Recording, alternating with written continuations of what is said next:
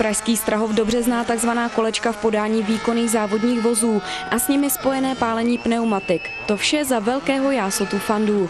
V průběhu tradičního pražského sprintu, který se jezdí vždy na závěr sezóny právě na Strahově, je to vyhledávaná podívaná a i proto se na akci sjíždějí desítky tisíc diváků i nejlepší čeští jezdci. Ideální prostory neušly ani pozornosti pořadatelů závodu v takzvaném driftování a tak se zde v půlce prázdnin mohla konat zajímavá česká premiéra. Diváků sice přišlo pár stovek, nicméně jistě by jich přišlo ještě více, kdyby vstupné nečinilo řádově 200 na jedinou osobu. Jinak se jistě jednalo o zajímavou i vydařenou akci.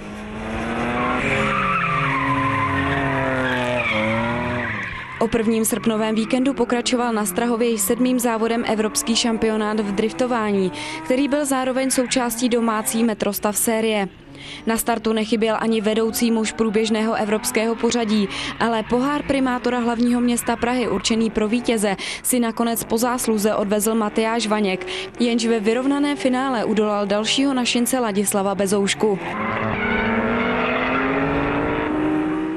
Na startu se sešla téměř 30 závodníků, přičemž domácí drifterská špička měla možnost porovnat své síly a jezdecké umění s reprezentanty Maďarska, Polska, Belgie, Norska a Nizozemí, v čele s vedoucím mužem průběžného pořadí Evropského šampionátu Kesem Kokem.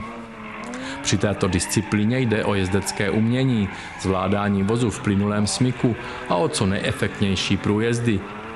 Vozy řítící se bokem v kontrolovaném táhlém smyku ze zatáčky do zatáčky za ohlušujícího kvílení pneumatik a v oblacích kouře od gumy, pálící se o asfalt, nenechávali diváky v klidu. Akce mimochodem naznačila, že nejvhodnějším strojem pro podobné ježdění je BMW různých typů, které na startu jednoznačně převažovaly.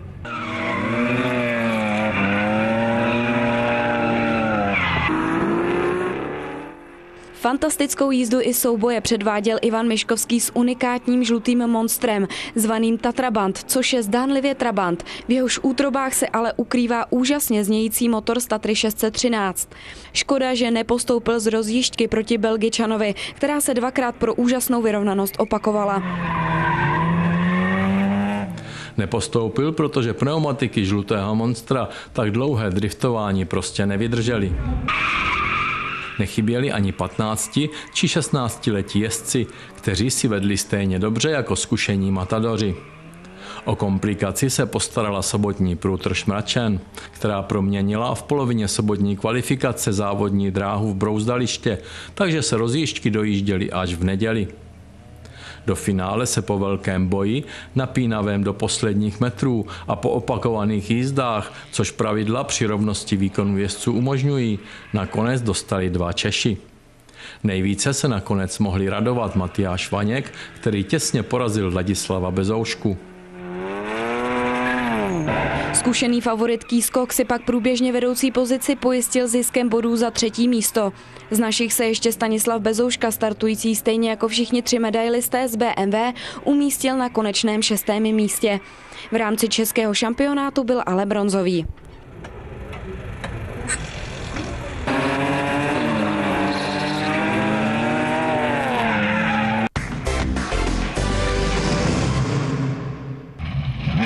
Úřadující mistr republiky v cross country rally Miroslav Zapletal s vozem Mitsubishi L200 Strakar si v závěru srpna upevnil v maďarském Balatonführer a okolí své vedení v šampionátu vítězstvím ve vrcholném podniku českého mistrovství Hungarian Baja. Celkově v této výborně obsazené akci dojel na 3. místě. Ve své třídě pak moravský jezdec obhájil 1. místo z minulého roku. Celkové vítězství si připsal Nasser Al-Attiyah na továrním voze BMW X3. Výborně si na stejné akci vedl také Aleš Loprajs s Tatrou, který se stal vítězem závodu v kategorii kamionů.